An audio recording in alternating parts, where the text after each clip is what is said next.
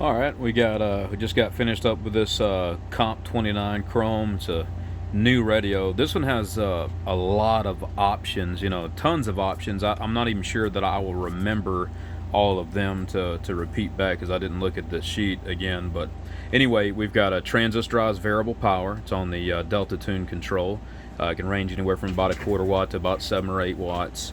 RF gain is still hooked up like normal. We've got an upgraded echo board that is set perfectly on the inside of this radio.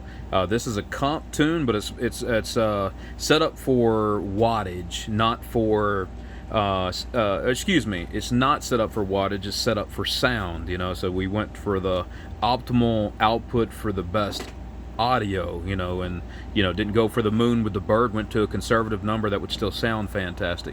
This has a variable talkback. It has been modified, so it has a lot more range than originally. This has a variable bass on the squelch control, so if you roll that bass to the right, you're decreasing the amount of bass in your voice, and if you roll it to the left, you're increasing it. Right now I've got it kind of preset right here to around 8 o'clock, if you can see where that dot's at. So about 8 o'clock right there. Mic gain's at about 1 o'clock. So if you go off more with the bass, then you'd probably up the mic gain some. If you add more bass, you decrease the mic gain some, because it's kind of balanced together there. Anyway, we've got a Hifi receive, Hifi transmit, upgraded echo board set internally. We've got copper heat sinks, like I said, the transistorized variable power, the variable bass here. On this control here, we've got a VFO wind-up mod on the channel 9 switch, and then right here we've got a preamp. You know, when you go to the CB, it's going to engage a preamp there. So also another deal we've got done here is you don't have to have a microphone plugged in to be able to receive. It receive just like it's sitting here. And then I can give an example of the somebody talking about derail audio right there. 766 talking to somebody. Anyway, it's a preamp here. Oh yeah, and I forgot, I've got an external S meter. That external S meter is wired here to this little WD4. And then I've also got a line level hookup. So what I'll probably do is I'll just hook up to the line level hookup, and then I'll engage the preamp and disengage it. You won't be able to hear my voice when I hook up to the line level deal, but I will do that. Just to give an example here. So anyway, I'm trying to remember everything I wanted to show in this video here. So let's go ahead and cut the volume up, and we'll show the preamp here real quick. See if we can find somebody just throwing a deck.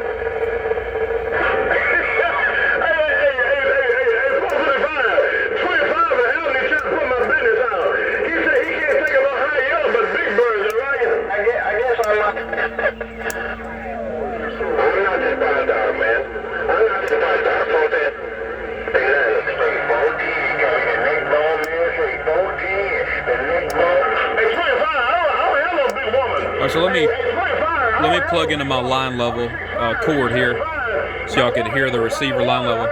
So it's got line level recording and also playback. So I'm gonna plug in and let y'all hear how the line level receive sounds. I'll hit the preamp. It might overload it if we got a real strong signal. It's not designed for people that's already hitting good numbers. That's designed for those people that are not hitting so great of numbers. You can pull them on out. So I'm still gonna hit the preamp, so it might overload the recording a little bit, but you'll get to hear what it does anyway. So let me plug in my line level now. You told me what 766 off that mall. Hey, Reverend Dr. 455, you let Lady Mermaid know when old 766 got his sweat up off that mall. That's what I want to do. Hey, Jeremiah, that's what I want to do. Hey, that's what I want to do. I want to smash and put the sweet, right here. Hold that man all day. You gonna hold his hand all day long? Come on back now. Tell him about 25 down there in the other. We said hello, I was so more back now. You got that hammer now. Hey, Billy Ray Cyrus, you got that hammer now. Tell him 25, I said, what's up? Hey, 25, don't put my business out, man. I don't look at that one with a tall mirror. A tall mirror's on a decent car. Hey, 25, Avenue. You got Jeremiah laughing there, right here. Condition is there. 455, Big Easy, Los Angeles, back wide.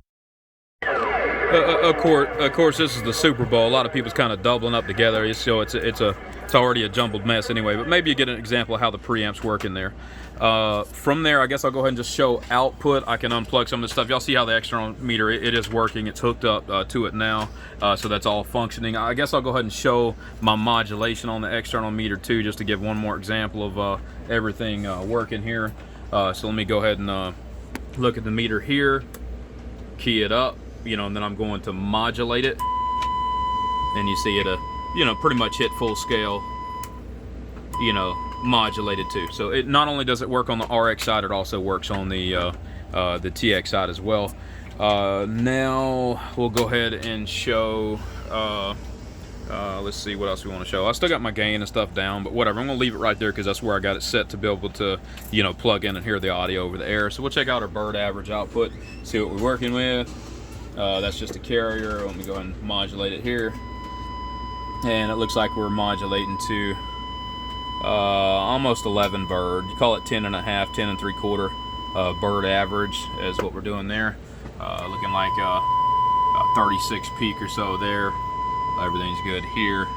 Dose is about the same thing, 37, 38, something like that. And then 10 and a half bird. So anyway, doing some good numbers, good output. Now, so let's give an example of the sound, the way that it sounds. So let me unplug this here. I'm going to plug into my D104, and we will see what it sounds like over the air. Go ahead and change my adapter to the other cord. Let's see. Get this D104 plugged in here. All right. I think everything's already semi sort of set like I would want it. So now you've seen how it's working. You know, you heard the line level on the receiver, you've seen the external S meter, heard how, you know, seen how everything's kind of functioning on the receiving end. So now I'm going to take my hook up here, which is on my monitor radio right here, and then I'm going to plug in and let y'all hear how this radio sounds over the air. So let me go ahead and plug in here. All right, we got her plugged in right there. Darren, unplug my headphones, please, so I don't get no feedback with my headphones being plugged in. You need to plug.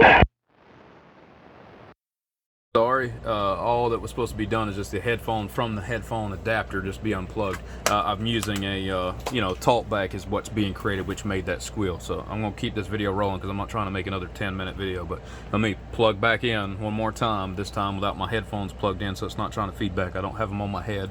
So let me plug in.